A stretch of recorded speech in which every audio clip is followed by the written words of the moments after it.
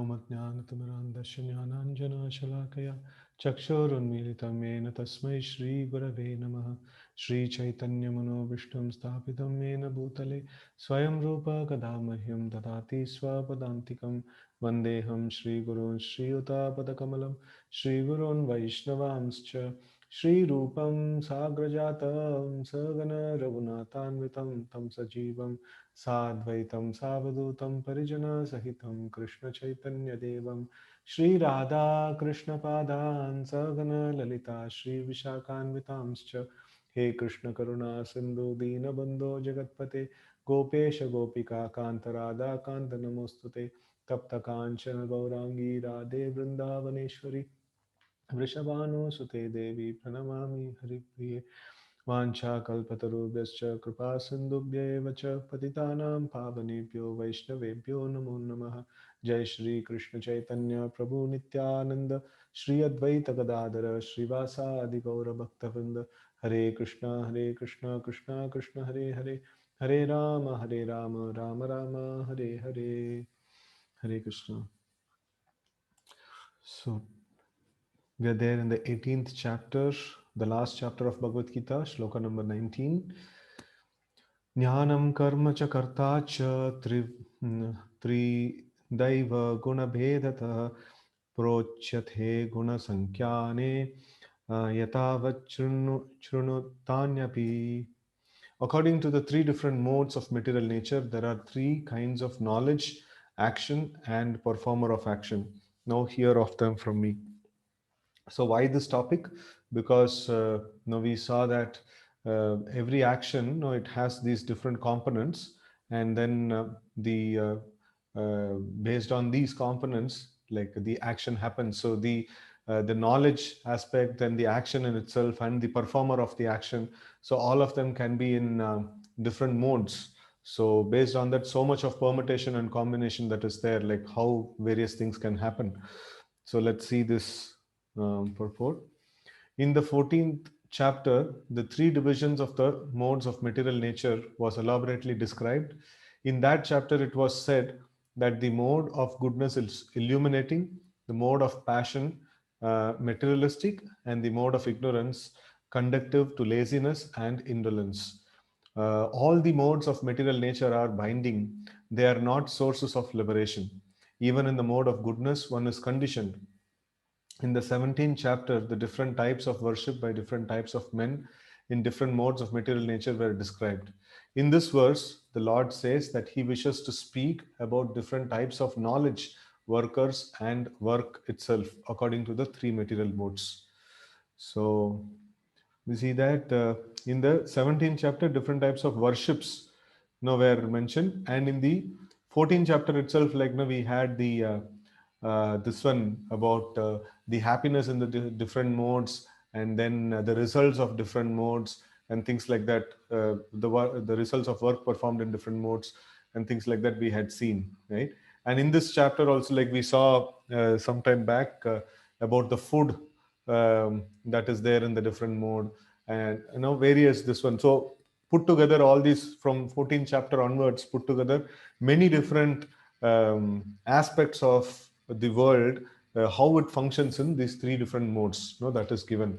So it is not just in the three modes of nature. The chapter, the 14th chapter is named three modes of nature, but no, it has a good amount of introduction, but then the stuff about three modes of nature is given in various different chapters also, that is, you can see. Okay, so in this verse, the Lord says that He wishes to speak about different types of knowledge, workers, and work itself. Okay. Text 20. Sarva bhuteshu yenaikam bhavam avyayamikshate avivaktam vibhakteshu tadjnanam viddhi sattvikam. That knowledge by which one undivided spiritual nature is seen in all living entities. So who is this undivided spiritual nature? So that's the super soul, who is there. So he's, as we had studied in the previous slokas, so he appears to be present in different entities. So but he is an undivided personality. He is there in everywhere.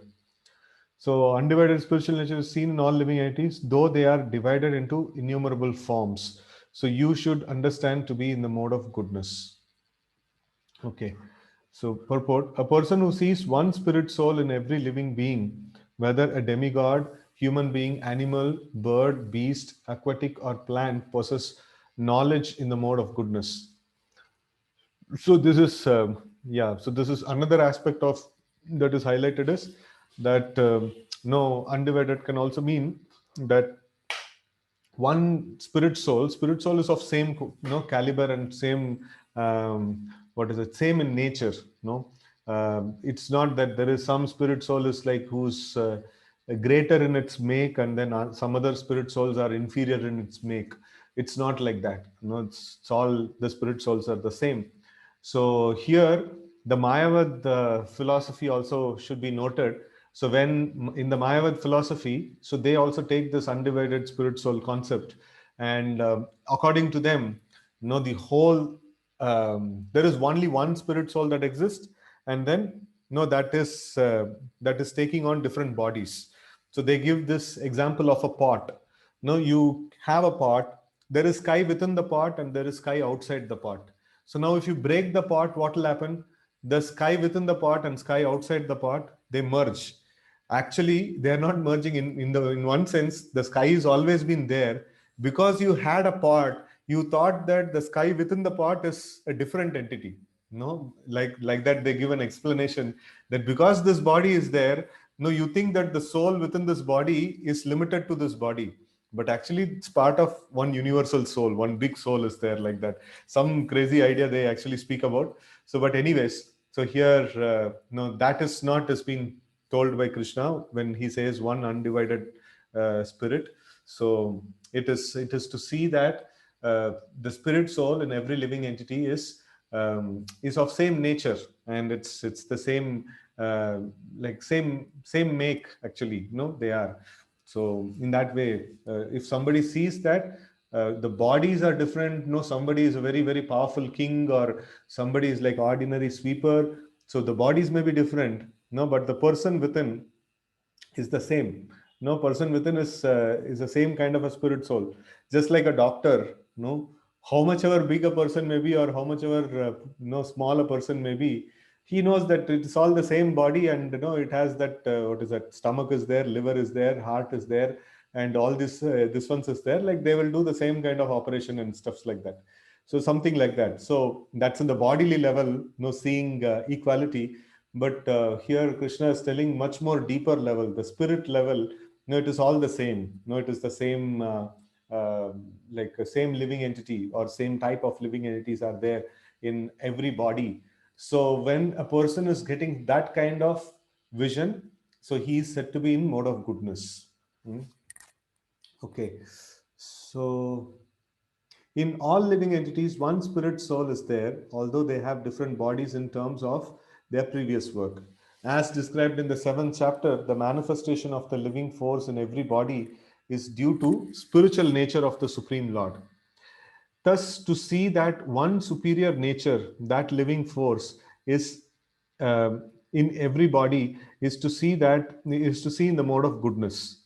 So it's like the material nature is there. These bodies are all made of material nature. Even the mentalities are also mostly made of material nature. No, three modes of nature actually bring about that mentality and attitude and people. So then what is that? There is another thing that is existing, that is spirit soul. So that is one spiritual nature. There is one spiritual nature, that is the Lord is calling it as Tatastha Shakti. So that Tatastha Shakti is there everywhere. That's the spirit soul that is there everywhere. So in that categorically, when we are seeing, this is the like living force, that is present everywhere in every body. So such kind of a vision is a vision of mode of goodness. Okay, that living energy is imperishable, although the bodies are perishable. Differences are perceived in terms of the body, because there are many forms of material existence in conditioned life. The living force appears to be divided. Such impersonal knowledge is an aspect of self-realization. So this is actually this knowledge what Krishna is giving now is some kind of an impersonal knowledge, abstracting the individuality of the living entities. And he's just telling that, no, there is one spirit, no, the spiritual energy is there everywhere, no. So it's kind of an impersonal explanation, which the Lord is giving. So actually, impersonalist gets a lot of fuel through these kind of slokas. No, the Lord in everywhere, like he just plants some slokas like this, no, so that the impersonalist also will have some subject matter to discuss upon. Okay, text 21. Pritatvena tu yajnanam nana bhavan pritagvidan vetti sarveshu bhuteshu tajnanam vidhi rajasam. Okay, that knowledge by which one sees that in every different body there is a different type of living entity, you should understand to be in mode of passion. Okay, so before getting into this one, I also wanted to just put another point in terms of this impersonalism. So when the scriptures have such kind of statements, one undivided soul and stuffs like that, which in if taken stand alone, which actually becomes a very solid proof for impersonalism. So then the scriptures have such slokas also. So then how do we say that whatever slokas we base our understanding from? From second chapter we see that the soul cannot be cut to pieces, and then things like that, and the minute entities like where Krishna is mentioning, no, I was there before, and you were there, and all these people assembled in the battlefield, all of them are there. So they will continue to exist in the future also. So in that way Krishna is very very clearly mentioning the individuality of the different souls. But at the same time, here Krishna is telling one undivided soul. So Vaishnavas prefer to take the first explanation, that is the each soul is different, and then the Mayavadis try to take this explanation what is given here, so which is like no one undivided soul is there and things like that. So like how to come to a conclusion when scriptures talk in a different way, right? So in different ways. So that's why it is mentioned that tarko apratishta shrutayo vibhinna. So tarko apratishta, like by vad vivad tarka, we cannot like establish what is the truth. And then shrutayo vibhinna, even the scriptures talk in different ways at different times. So sometimes the scriptures give detailing of the individual soul, and then sometimes the scriptures abstract. In the previous sloka that we saw is an abstract wherein the whole material nature is talked in one side, and then the whole living entities put together as one energy, it is being talked about. So it is a kind of an abstraction that is happening of details. So how do we actually take this, how will we know like which slokas are abstraction and which slokas are detailing? So that is why Shrutayo Vibhinna, it's very very difficult to understand the scriptures on our own. Shrutayo Vibhinna Nasam Munir Yasya Matirna Binnam. So it says that even the great learned personalities, they have different mat, no? So different opinions. And Mahajano Yena Gatasya Panta. So that is why we should follow in the footsteps of great Mahajans who have realized Krishna and who have seen Krishna, and who have perfected their life. So we have to walk in the footsteps of such great Mahajans. And we also have the greatest benefit of like Sri Chaitanya Mahaprabhu's appearance in the Parampara. And because Sri Chaitanya Mahaprabhu is Krishna himself, he very very exclusively and clearly he mentions about the truth of the living entity, right? So that the living entity is eternally separated part and parcel of Krishna, and we always maintain our individuality and identity. So that is very important point. So, and also apart from this, like the devotees have a central point. So the Mayavadis have a central point. They call it as not remembering exactly what do they call Mahavakya. They call it as Mahavakya.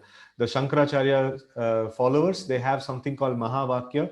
So there are few Mahavakyas are there. So that is like Soham Tattvamasi, and Ekameva, Dvitiyad, and things like that. So this is their Mahavakya. And if anything that is contradicting that principle, so they immediately reject it. No, so that is a way the scriptures have to be taken into account. So now, if we see in the scriptures, we have in Srimad Bhagavatam, we have the statements of Hiranyakashipu also.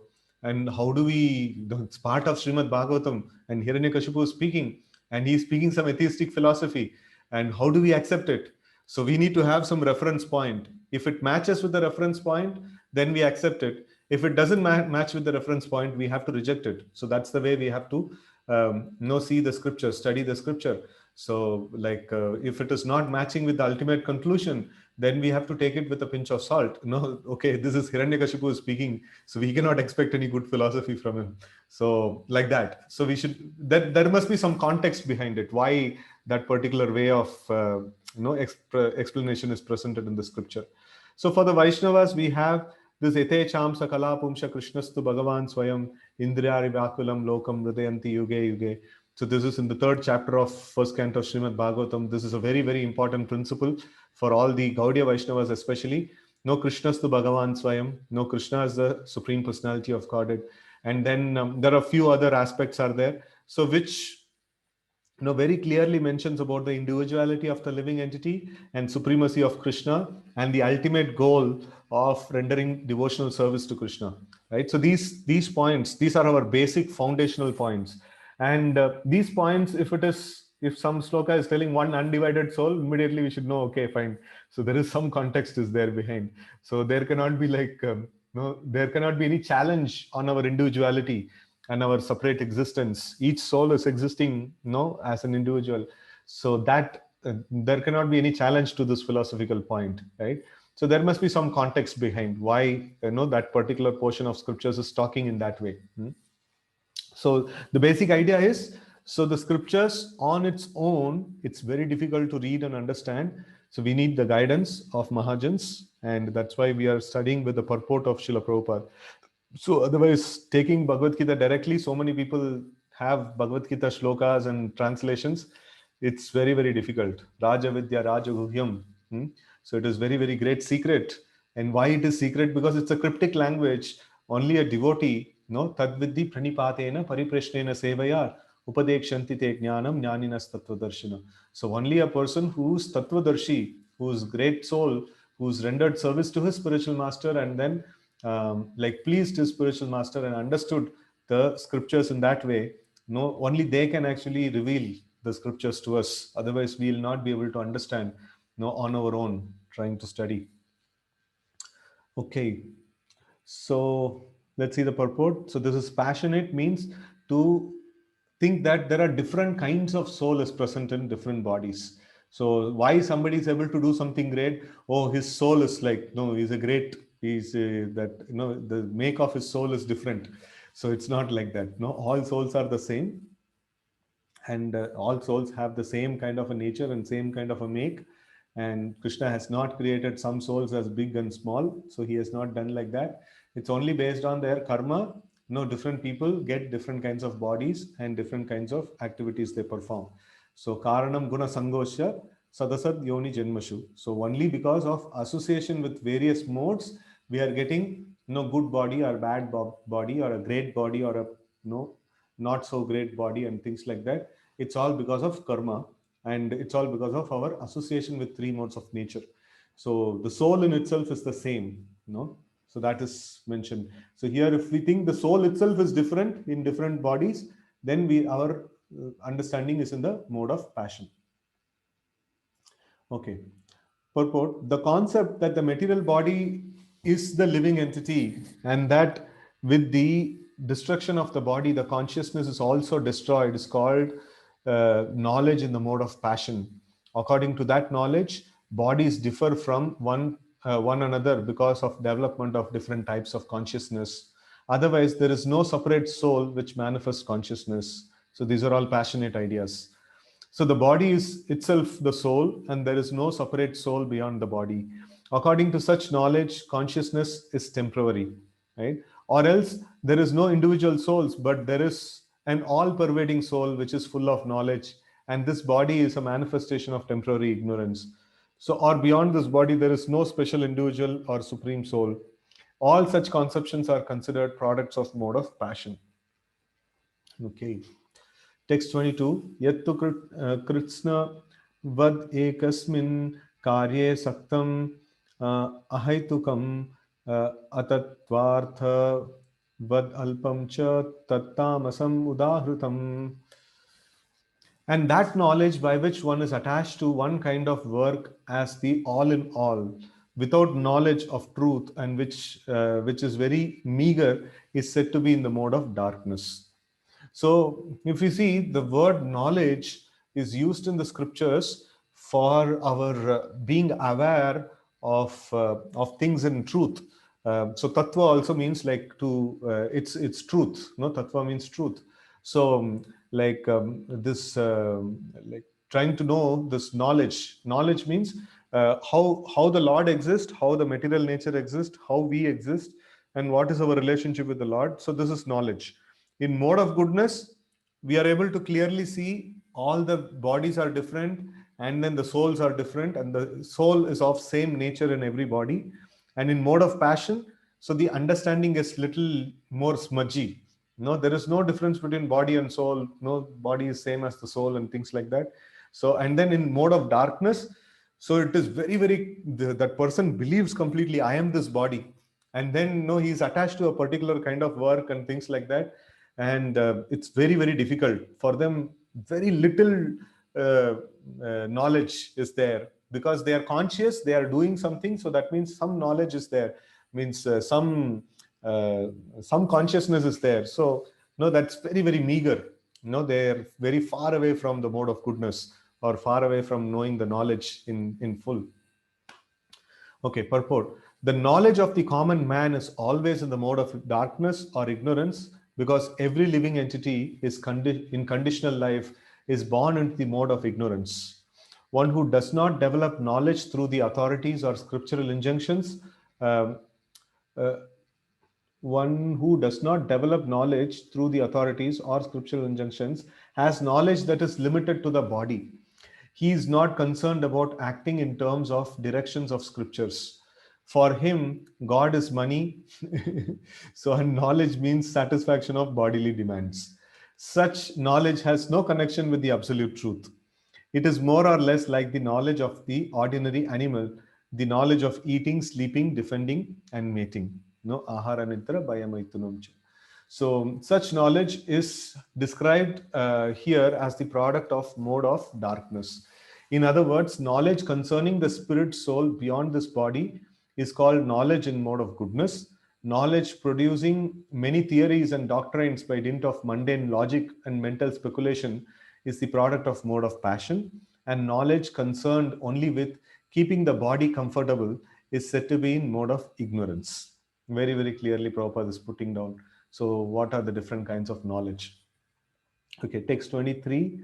Nityam sangarahitam araga dveshata kritam afala prepsuna karma yattat satvikam uchyate. So now karma, the work in different modes. So here the work in mode of goodness is mentioned. Niyatam sangarahitam, and then araga dveshtaha kritam. Araha dveshtaha kritam. So means there is no attachment, and raga means like attachment, and then dvesha means like raga dvesha samuttena dvandva mohena. No, it's Krishna mentions in somewhere else that this raga and dvesha, or attachment and aversion, is product of mode of passion actually. So, and like dualities of this world is seen. So now here in mode of goodness, this kind of this what is that attachment and aversion is not there. Even in some slokas back also we studied, mode of goodness means there is no attachment and there is no hatred. No, it's like neutral. They are neutral towards this material world. And then another important aspect of mode of goodness is afala. No, afala prepsuna. So that means they are not attached to the fruits of activities.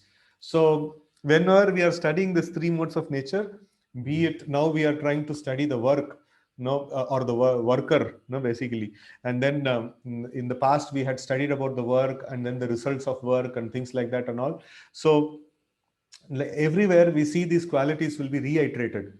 So raga dvesha, no, free from raga and dvesha, and then free from no pala, no, free from the results of the activities. So these two things are constant. This one. So taking this general principle, we can see that anything that is there in this world, if we want to know whether it is in which mode of nature, if we want to know whether it is in sattva guna, so there should not be so much of attachment to the fruits of one's action, and there should not be no too much attachment or aversion to a particular thing. Now, if somebody says that no, I don't take sweets. Why you don't take sweets? Because I hate sweets. No, so that is like in mode of passion because he hates sweets. Okay, so another person is telling, no, I don't take sweets. Means like if you ask him why, no, it is because like no, the health reason is there. Like it is the instruction given by the doctor or something like that. No, so and he's diligently following that. No, he's not having too much attachment or aversion. So he's not taking because just because there is some instruction that is there and he's been just following it. So he's not having too much attachment or aversion towards that. So then it is in mode of goodness, right? So in that way, like we can actually see this principle we can actually apply, and this work also, like why we are doing this work, a particular work, what is the benefit, what is in it for you? And if somebody says like, no, if I do this I'll get so much of profit, and if I do this I can actually appease this person, or I can get some favor from this person and things like that. Oh, this phalakanksha, no, they have the interest in the fruits, and if they have interest in the fruits, then immediately it's in mode of passion, right? And if somebody you are asking that why are you doing this work, like there is no reason why he is doing this work, simply he's doing that work. And so he's so lazy to even think why he is doing this work. No, that is like too much. That's like in mode of ignorance. So in that way we see that there is no rules and regulations guiding. No, just by instinct he just did something and he doesn't know what kind of results will come. Even if he knows that it is going to result in misery, no, he is just dragged into it, and he's just doing it without much of no consciousness, no behosh. Okay, so then it is in mode of ignorance. So it's a very nice, interesting subject to study, this three modes of nature, and it is it helps a lot to understand which kind of modes we are in and how to move towards mode of goodness. Okay, so translation: that action which is regulated and which is performed without attachment, without love or hatred, and without a desire for fruitive results is said to be in mode of goodness. So, purport: regulated occupational duties as prescribed in the scriptures in terms of different orders and divisions of society, that is Varna and Ashrama. So, performed without attachment or proprietary rights, and, and therefore without any love or hatred, and performed in Krishna consciousness for satisfaction of the Supreme, without self satisfaction or self gratification, are called actions in mode of goodness. Yattu karma karme suna karma sahankarena vapunah kriyate bahulayasam tadrajasam udahritam. Okay, but actions performed with great effort, by one seeking to gratify his desires and enacted from a sense of false ego is called action in mode of passion. So now we see that why this great effort is mentioned here. So because whatever is there in stock for us, to for our material needs are in the context of material needs, whatever is there in stock for us, we will definitely get. We cannot change our karma which is there, whatever actions we have performed in the past, accordingly we will get things now. So if somebody is putting great effort to get that, to do immediate changes for things, so then he is considered to be in mode of passion. So a devotee, more and more he becomes like mature. He understands that whatever is supposed to come to me will come to me, and I should not put too much of endeavor. So definitely, like when Krishna was mentioning, he was telling about 5 factors of action, and he told endeavor is also one of the factors of an action. So definitely I must put endeavor, but I should not do over endeavoring. No, atyahara prayasascha prajalpo niyamagraha janasangascha laulyamcha shadbir bhaktir vinashyati. So 6 things that can destroy the bhakti is atyahara, no collecting more than necessary, right? So or eating more than necessary, and atyahara prayasa, no this great effort, no that should not be done. So a devotee's life, material life, should be as simple as possible, and by a little bit of effort, whatever he gets, no that is what is his quota. No, he should just be satisfied with that, and he should do great endeavor for progressing in Krishna consciousness. That is something which is not determined in the past. That is something, it's dynamic. Now how much endeavor I am putting, that much I will progress in Krishna consciousness. So in the material side, the great effort, no, that should be avoided, right? And then whatever by minimal endeavor and honest endeavor we are able to get, that is our quota. Okay. So actions performed with great effort by one seeking to gratify his senses. No, sense gratification is the primary thing. So then it is in mode of passion, and enacted with a sense of false ego. No, thinking that I am the body and things like that is called action in mode of passion. Okay. Text 25. Anubandham shayam himsam anapeksha cha paurusham mohad arabhyathe karma yattat tamasamuchyate. That action performed in illusion, in disregard of scriptural injunctions, and without concern for future bondage or for violence or distress caused to others, is said to be in the mode of ignorance. Okay, so disregard to scriptural injunction is like directly it is talked about as ignorance, and then without concern for future bondage. What will happen in the future? No cares about that. So just the present tense, or no enjoyment, immediate enjoyment is what has been looked for, or sometimes the immediate like people in mode of ignorance even self torture themselves. No, that is also there. No, for violence or distress caused to others is said to be in mode of ignorance. Okay. One has to give account of one's action to the state or to the agent of Supreme Lord called Yamadutas. Irresponsible work is destructive because it destroys the regulative principles of scriptural injunctions.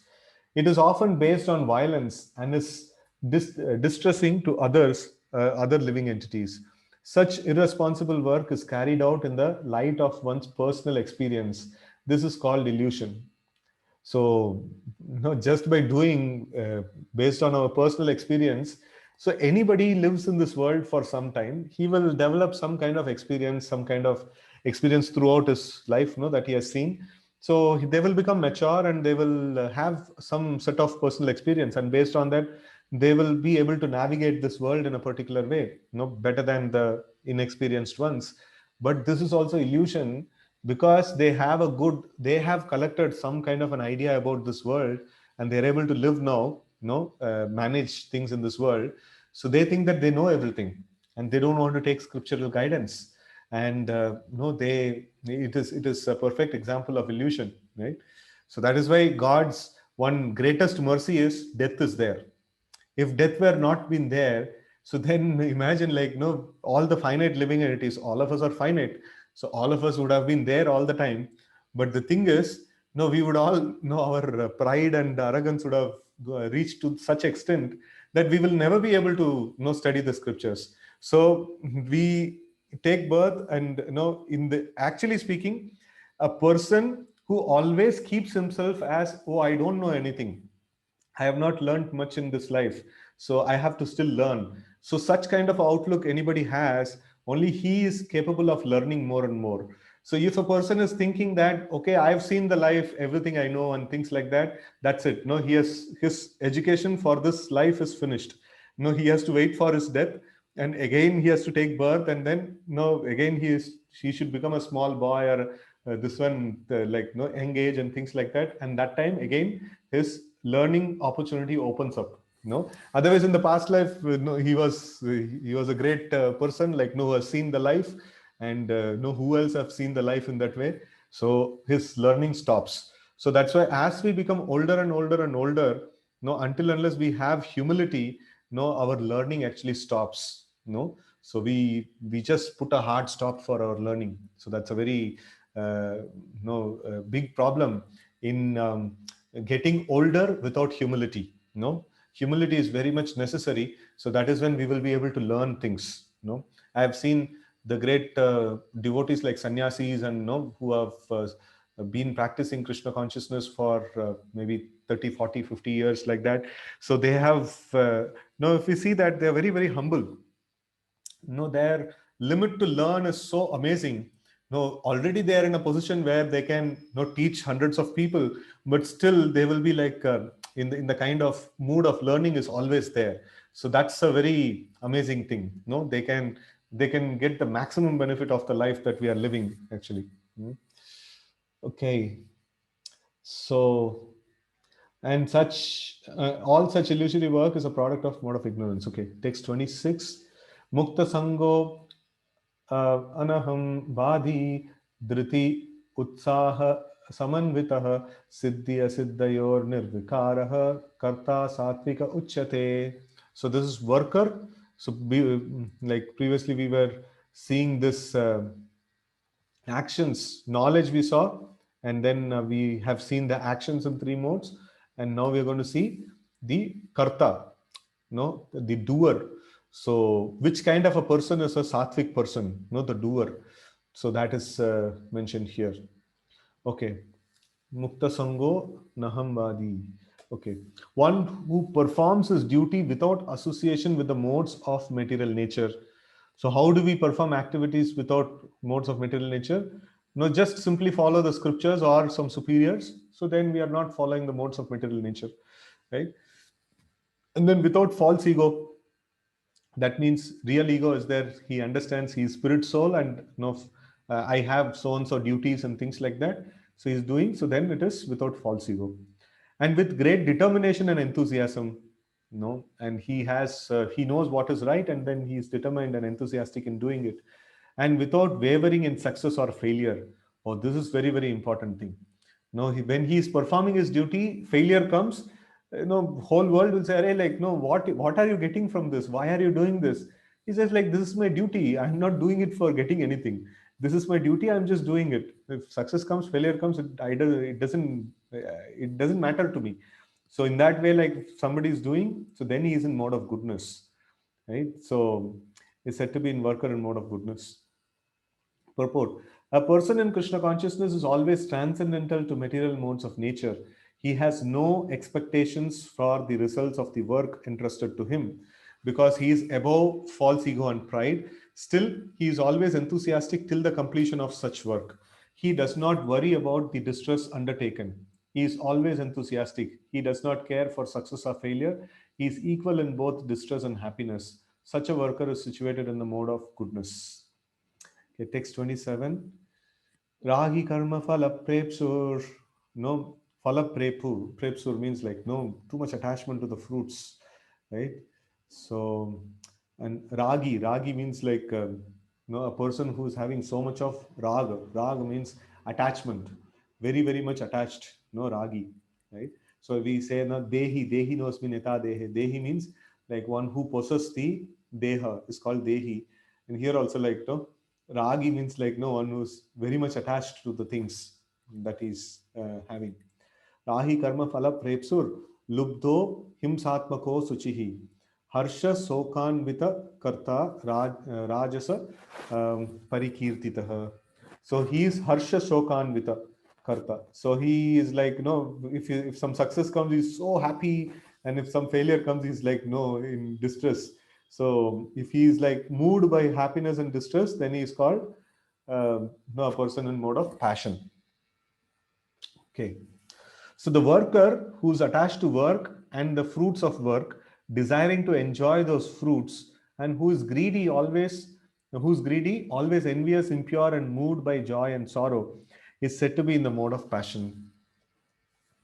A person is too much attached to a certain kind of work or to the result because he has too much attachment for materialism or health sorry, materialism or hearth and home, wife and children.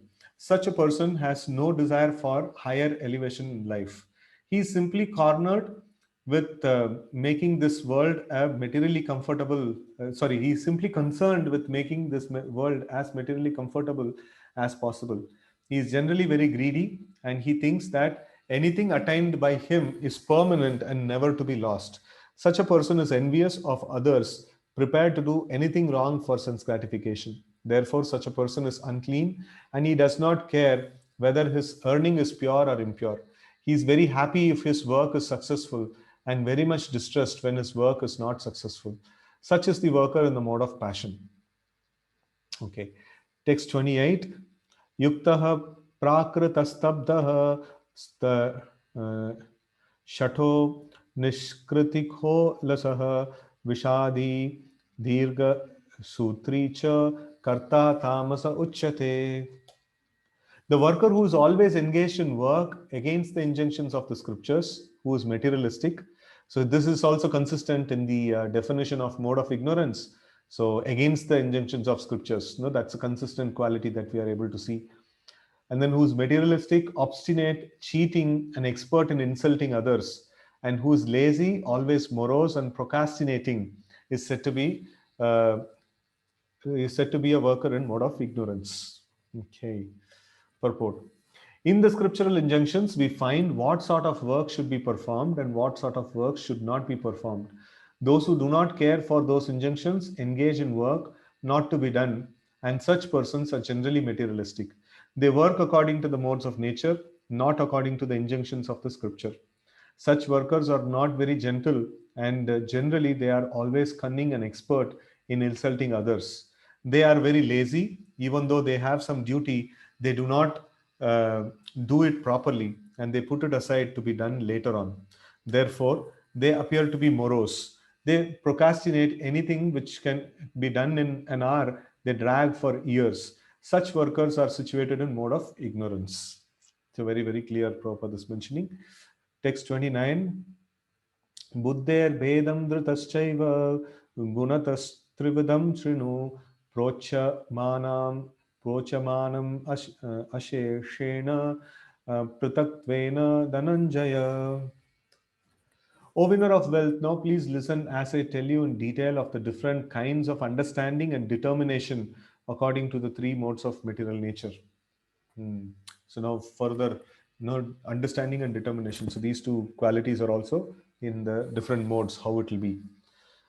Okay, purport. Now after explaining knowledge, the object of knowledge and the knower in three different divisions according to the modes of material nature, the Lord is explaining the intelligence and determination of the worker in the same way.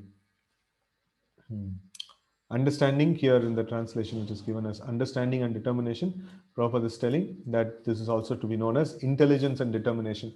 So first, I think Krishna will talk about intelligence in the three modes, and then he will talk about the determination in three modes. Okay, pravritim cha nivritim cha karya bhaya bhaye bandham moksham cha ya vyakti buddhi hissa partha satviki.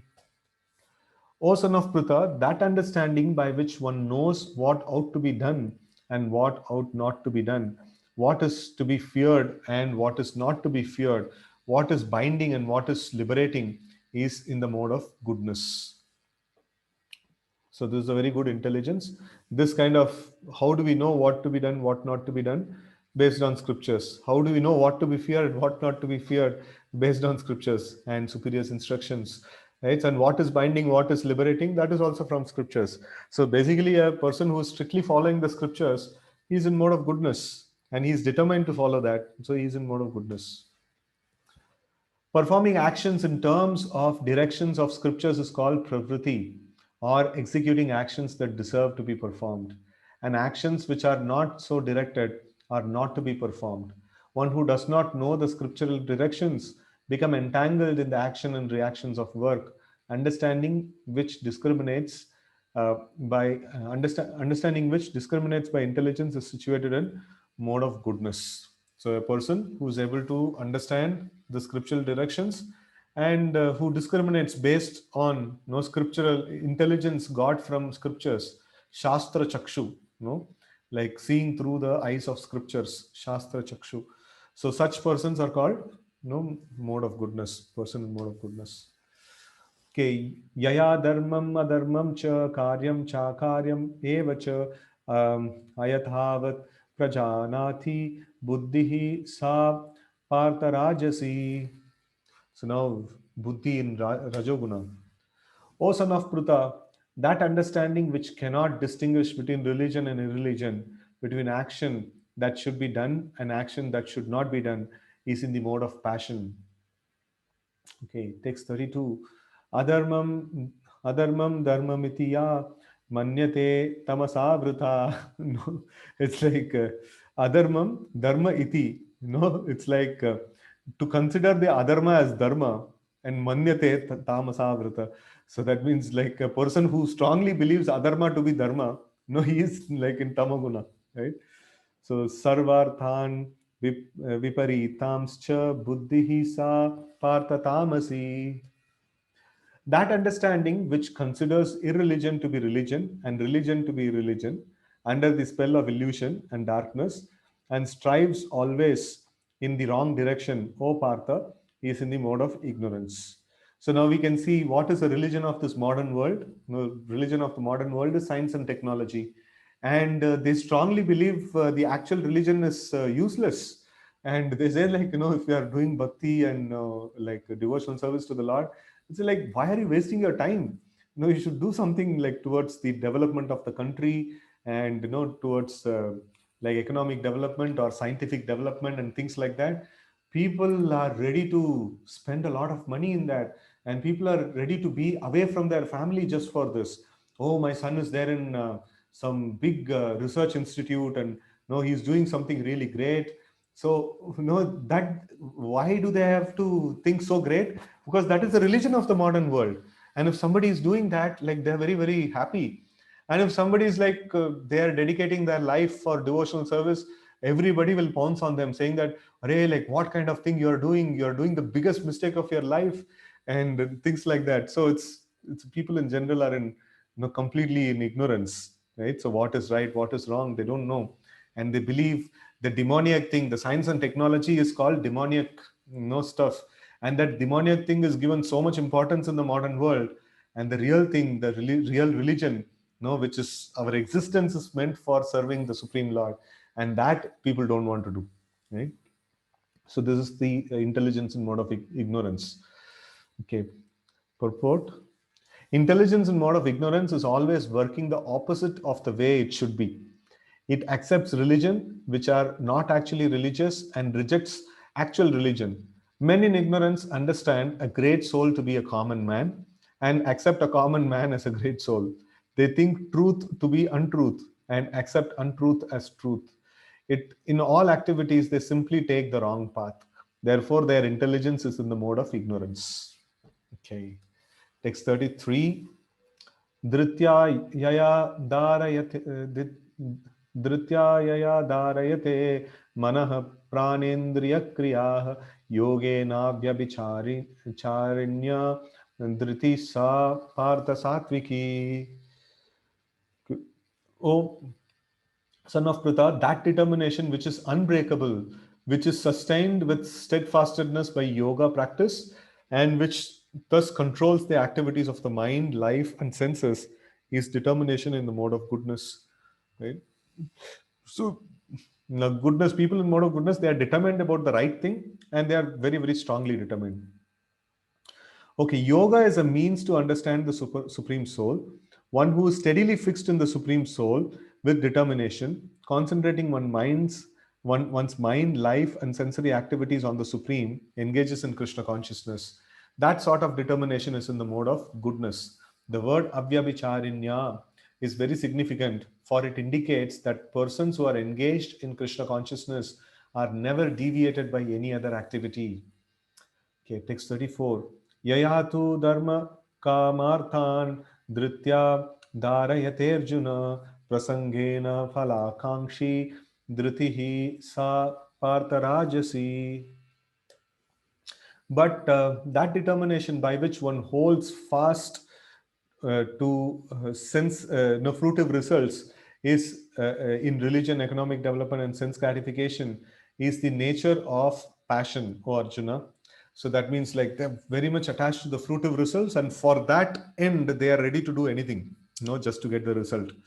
So then it is result oriented means passionate.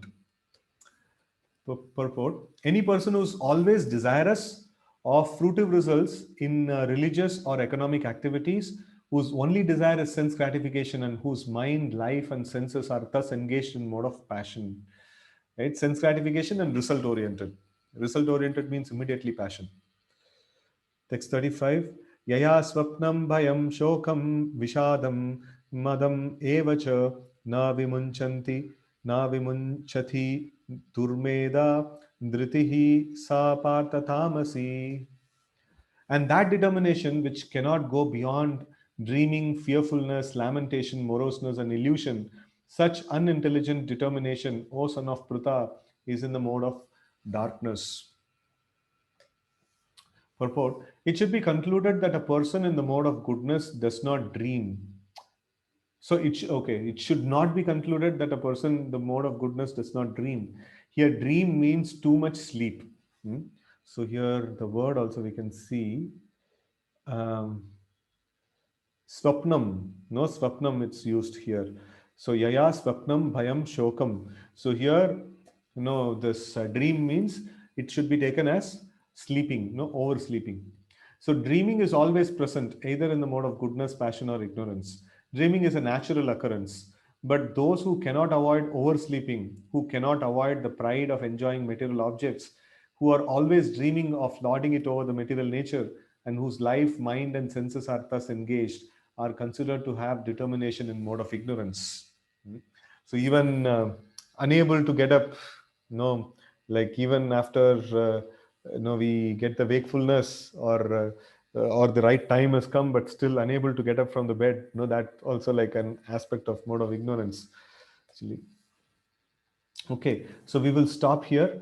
So now Krishna is going to speak about the other aspects. Sukham idanim trividam. So uh, Krishna is going to talk about three types of happiness that is there. So anyway, so that we will cover tomorrow. So thank you all very much for joining. Hare Krishna, Srimad Bhagavad Gita ki jai, Srila Prabhupada ki jai, Gaura Bhakta Vrinda ki jai. Hare Krishna.